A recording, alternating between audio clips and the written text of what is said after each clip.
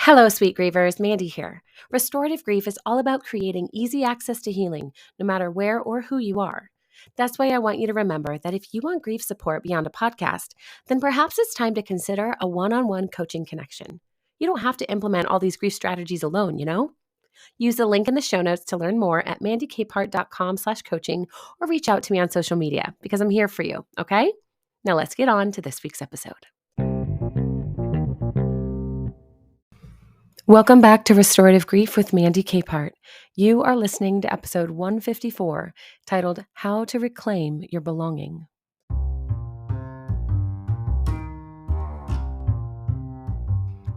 Grief work is not always connected to a traumatic experience, but when it is, our strategy for surviving trauma needs to be intentionally considered as part of our healing journey. We need safety, security, and belonging to experience meaningful healing work, which means we also need to feel attached and connected to others for support.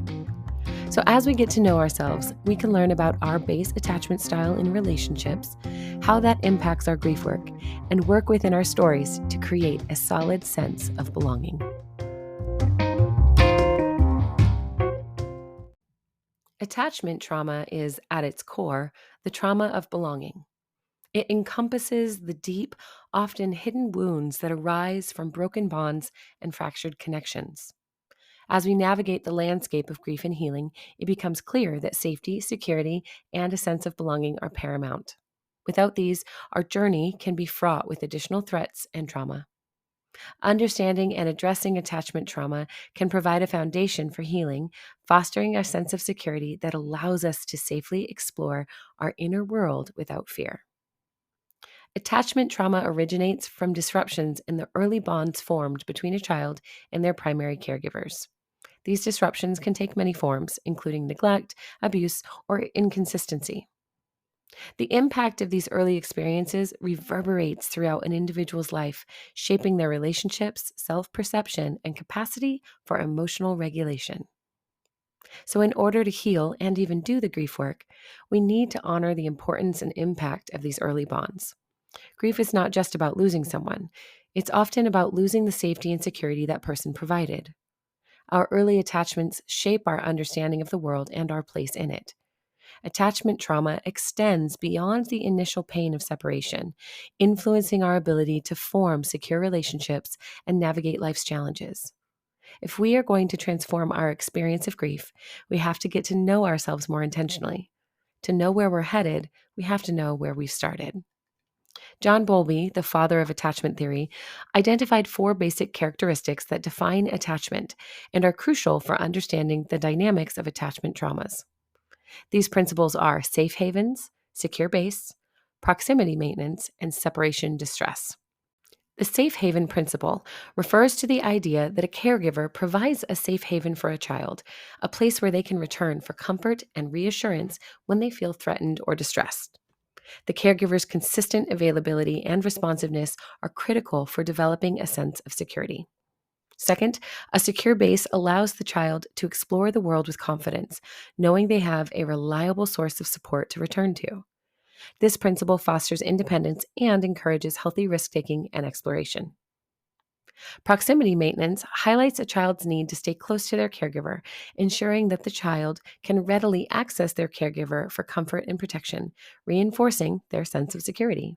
And lastly, separation distress occurs when the child is separated from their caregiver, leading to feelings of anxiety and distress. This reaction underscores the deep emotional bond between the child and caregiver, emphasizing the importance of consistent, reliable care. These 4 attributes are evident in the relationship between a child and their caregiver and form the foundation of healthy attachment. Disruptions in these areas can lead to attachment trauma, affecting an individual's ability to form secure relationships throughout their life. To further understand attachment trauma, we must explore the 4 attachment styles: secure, anxious, avoidant, and disorganized. These styles, shaped by our early experiences, influence our relational patterns and emotional well-being. First is secure attachment. Individuals with secure attachment have experienced consistent and responsive caregiving. They feel safe and valued, which allows them to explore the world with confidence and form healthy relationships. Secure attachment styles provide a stable foundation for emotional resilience and self worth. Anxious attachment. Anxiously attached individuals often experience caregiving that is inconsistent or unpredictable. This leads to a heightened need for reassurance and a fear of abandonment.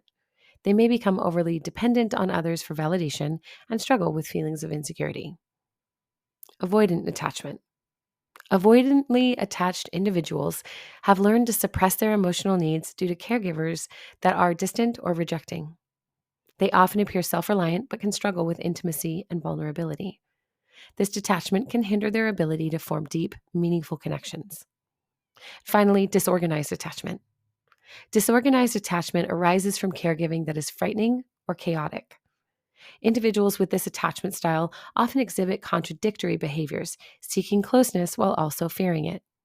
This can lead to significant challenges in relationships and emotional regulation. Healing from attachment trauma requires creating an environment of safety, security, and belonging. Without these foundational elements, individuals may find it challenging to delve into their healing work as the threat of additional trauma looms large. In the absence of safety, healing becomes an uphill battle. We need to feel secure to explore our wounds and uncover the many layers of our grief. Safety is the cornerstone of healing. It involves creating a physical and emotional space where individuals feel protected from harm. For those with attachment trauma, this can be particularly challenging as their early experiences may have conditioned them to expect danger or rejection. Establishing safety requires consistency, predictability, and a compassionate presence. As Dr. Scott Lyon explains, healing begins with safety. Without it, the nervous system remains in a state of hypervigilance, unable to relax and process trauma. Security builds on the foundation of safety, providing a sense of stability and trust. This involves nurturing relationships where individuals feel valued and understood. For those with attachment trauma, developing secure attachments in adulthood can be a transformative experience. It allows them to challenge and reframe their early experiences, fostering a sense of worthiness and resilience within. Author and attachment expert Dr. Diane Poole Heller emphasizes security in relationships is about being seen and valued. It's the antidote to fear and uncertainty that attachment trauma instills. And finally, belonging is the culmination of security and safety. It involves feeling connected and accepted within a community or relationship. And for individuals with attachment trauma, a lack of belonging will perpetuate feelings of isolation and unworthiness. Cultivating a sense of belonging requires intentional effort and often the support of a compassionate community. Psychosomatic therapist Dr. Abby Blakesley states, quote, belonging is a fundamental human need. It provides the context in which healing can occur, allowing individuals to feel part of something larger than themselves. So, addressing attachment trauma involves understanding and working with one's attachment style. Each style offers unique challenges and opportunities for healing, and we may have one or more different styles with different relationships. But through attachment style support, individuals can help develop healthier relational patterns and foster a sense of belonging. For those with a secure attachment, the focus is on maintaining and strengthening existing healthy relationships. This involves continuing to cultivate trust, communication, and mutual support.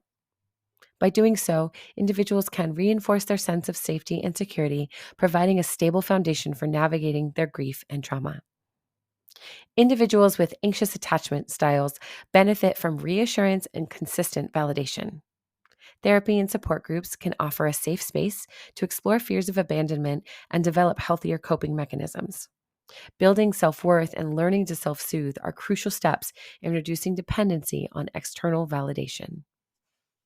For those with avoidant attachment styles, the goal is to gently encourage vulnerability and emotional expression. This may involve practicing mindfulness, journaling, or engaging in creative therapies. Developing trust in relationships and allowing oneself to rely on others can gradually dismantle the barriers to intimacy.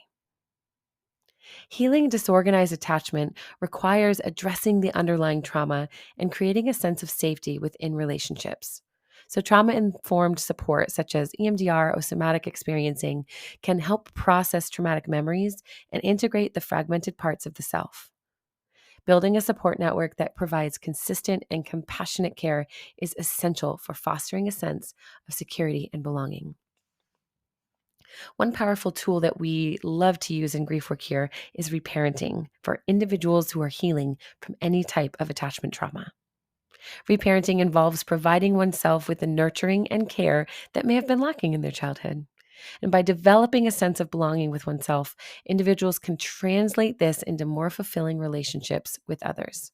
So, here are 3 ways that I love to bring to grievers for reparenting themselves with extreme gentleness. Number 1 is practicing self compassion. Self compassion involves treating ourselves with the same kindness and understanding that we would offer a friend. This can be particularly healing for those with attachment traumas, as it counteracts that harsh self criticism and feelings of unworthiness that often accompany such experiences. Regularly practicing self compassion can help us build a sense of safety and acceptance within ourselves. Number 2 is setting boundaries.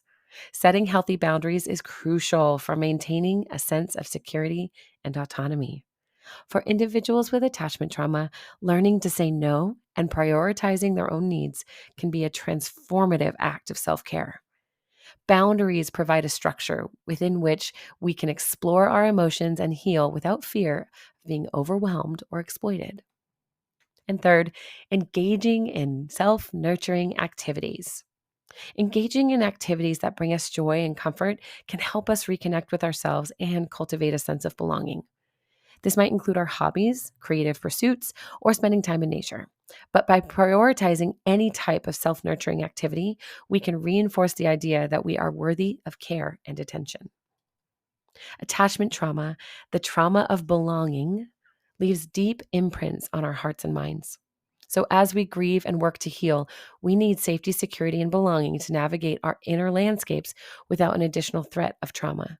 So, by understanding and addressing our attachment styles, we can create the necessary conditions for healing. We may not be in a position to work directly with our caregivers and restore our attachment injuries, but ultimately, through reparenting with gentleness, we can develop a sense of belonging with ourselves that extends into our relationships with others, helping us grieve well by fostering a more content, connected, and resilient life.